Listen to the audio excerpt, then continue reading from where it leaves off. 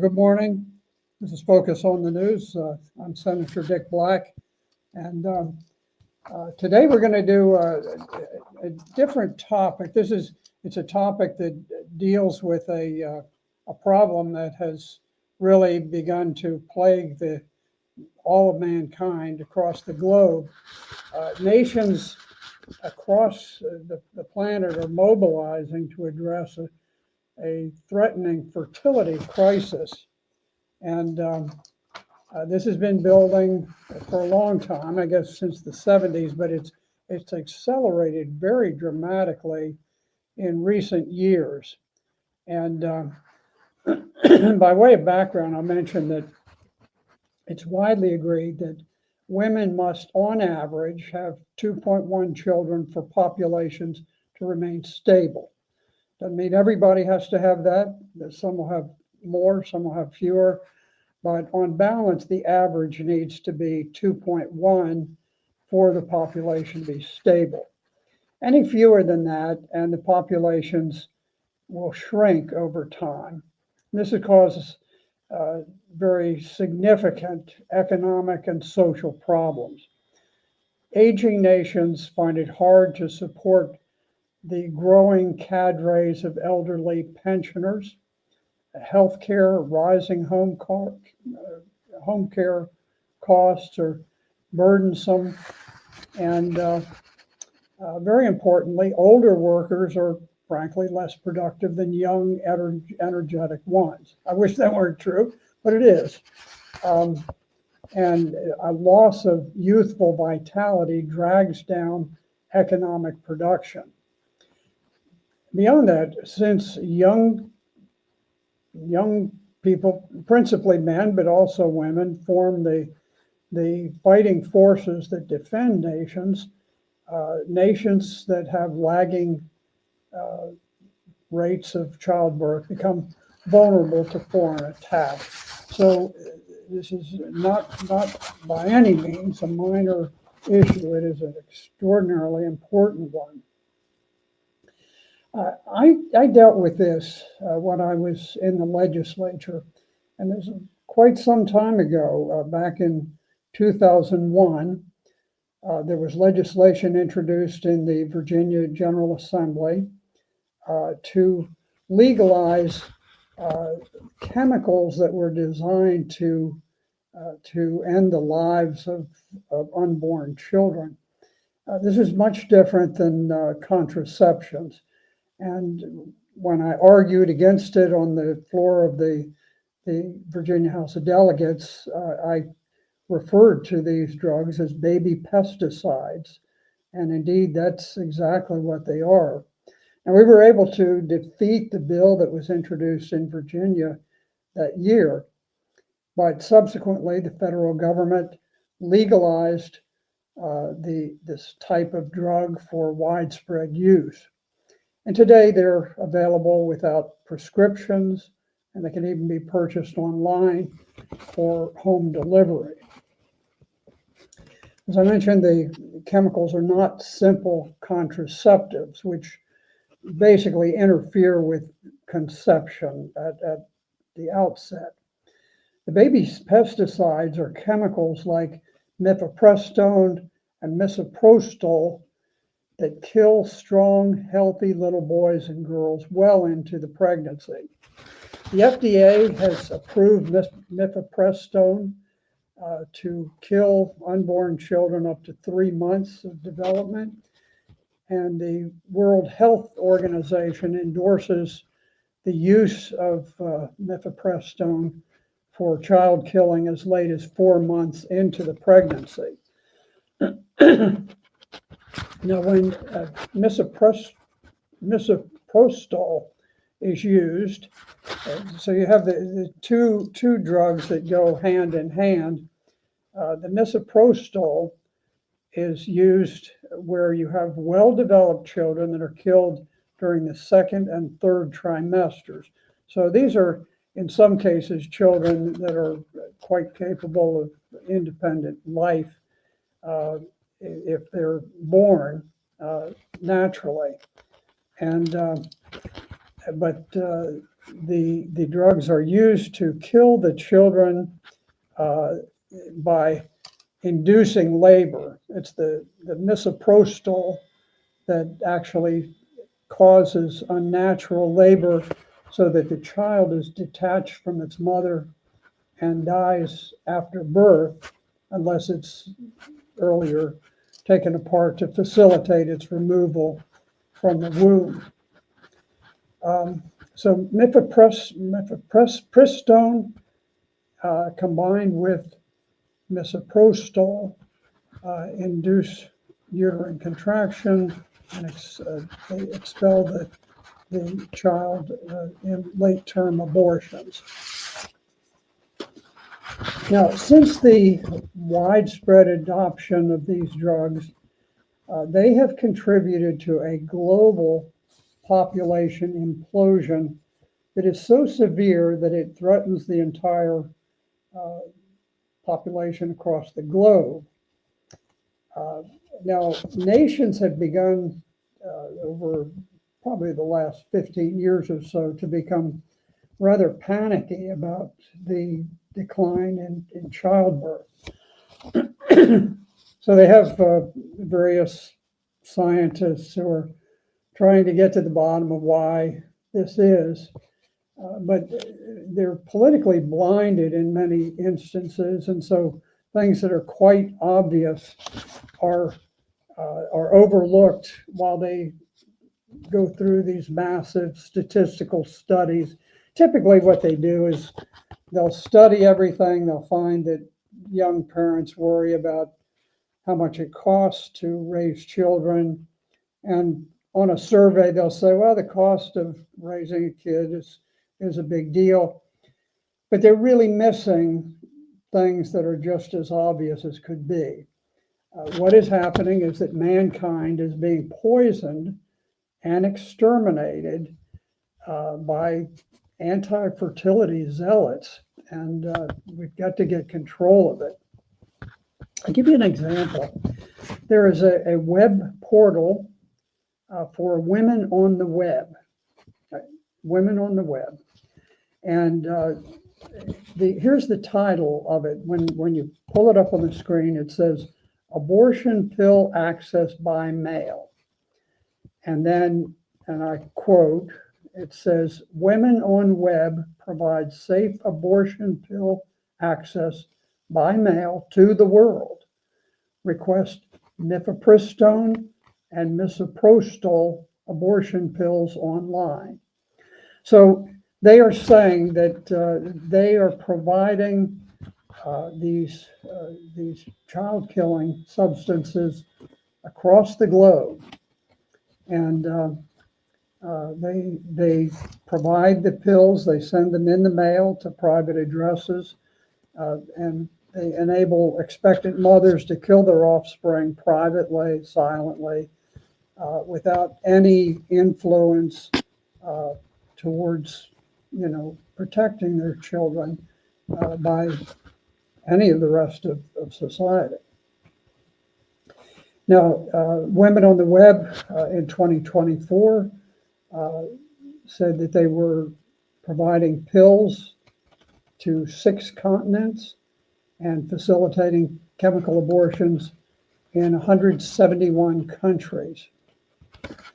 They tout themselves as part of a global reproductive justice movement.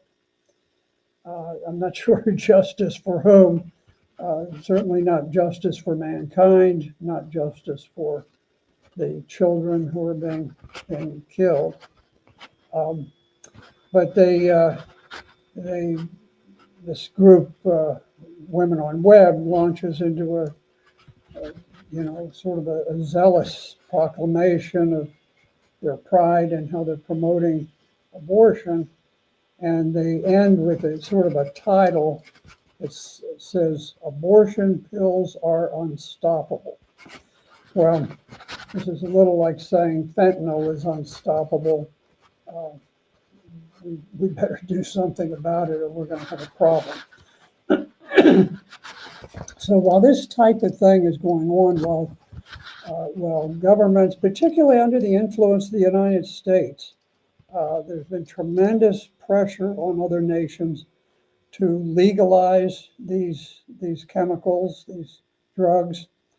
And so we're in a situation where China, Japan, South Korea, and Thailand, in those countries, deaths are already outnumbering births. So the populations of these countries are shrinking. And this is a very big deal because when China starts shrinking, China's a production powerhouse for the world. And even though we have our significant differences with China, fact is that we rely on them just as much as they rely on us, because we no longer have the capacity to produce things in the way that we previously could. Here's how bad it is, and just contemplate this figure. In 75 more years, China is expected to lose 600 million people. That's 40% of their entire population. Now, China and India are the two most populous nations. They're very close in number, somewhere around 1.4 billion people.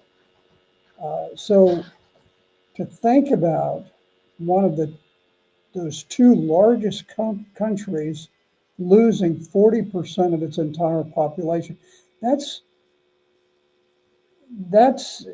perhaps the equivalent of having a significant nuclear war that really devastates the country, and yet much of it is self-inflicted.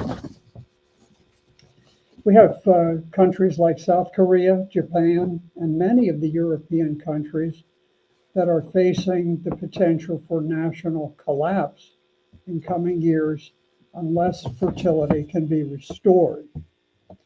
Now, the conditions are so bad in Italy. Think about this. Now, Italy, the home of the Vatican, the home of the Catholic Church, which for really since the birth of Christ until just recently had always encouraged fertility, and even with Pope Francis, who has just passed away, he somewhat discouraged fertility, which was unheard of in the Catholic Church until he began to say, well, to be a good Catholic, you don't have to have children like rabbits or some silly thing like that. But so even in Italy was known as being a vibrant place, lots of children, lots of energy in the country, and yet the population in Italy has begun to shrink so badly that homes are now being advertised in that country for almost nothing. And here's a quote from one of the websites that deals with home sales in Italy. It says, quote, "Yes, you can indeed still buy a house for €1 in Italy in 2025. A euro is a little more than $1. This initiative, launched by small, depopulated villages across the country, continues to offer homes at a symbolic price to attract new residents and revive local communities."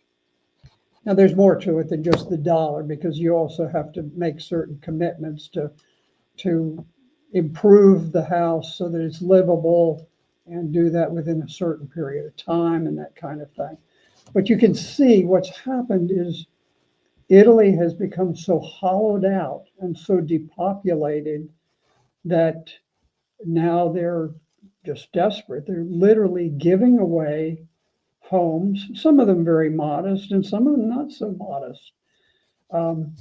but it just shows the desperation that's beginning to take hold. Similar situation in Japan, where you have whole villages that have simply been depopulated. There's no one left. So how about the United States? Well, in the US, the population has declined steadily since the 1970s. But that decline became especially sharp in recent years when mifepristone became widely available. In 2024, the Center for Disease Control reported that the general fertility rate in the United States decreased by 3% in 2023 from 2022. So going from the year 2022 to 2023, there was a 3% decrease in fertility in the US, and we reached a historic low. And the CDC went on to say this marks the second consecutive year of decline, following a brief 1% increase that occurred in 2021. But then they said that between the years of 2014 and 2020, the US population consistently decreased by 2% annually. This is a massive decline in fertility. And the only thing that really has stabilized our population is a massive cross-border invasion of the country. And this has obviously had a very destabilizing impact on the country, as we can see from the desperate efforts now to reverse that. So in conclusion, let me just say that we have a situation where these baby pesticides, what I call baby pesticides, pose a grave threat to human existence. Other than a nuclear holocaust, this is the only thing that I know of that presents this type of threat to mankind. In order to halt the precipitous population slide, the production, distribution, and possession of baby pesticides like mifepristone and misoprostol should be harshly criminalized, and all nations should join in a concerted effort to eradicate that. This is not a new issue. It's something that has been going on for a long time, but I'm not sure that the public is adequately apprised of the magnitude of this problem. It's important that they begin to come to grips with it. And so it's something that all of you need to put on your radar screen. The fertility crisis is a very real one. It's very threatening to civilization, and we do need to do everything possible to bring it to an end. So with that, I appreciate you being with us, and we look forward to seeing you next Saturday for Focus on the News.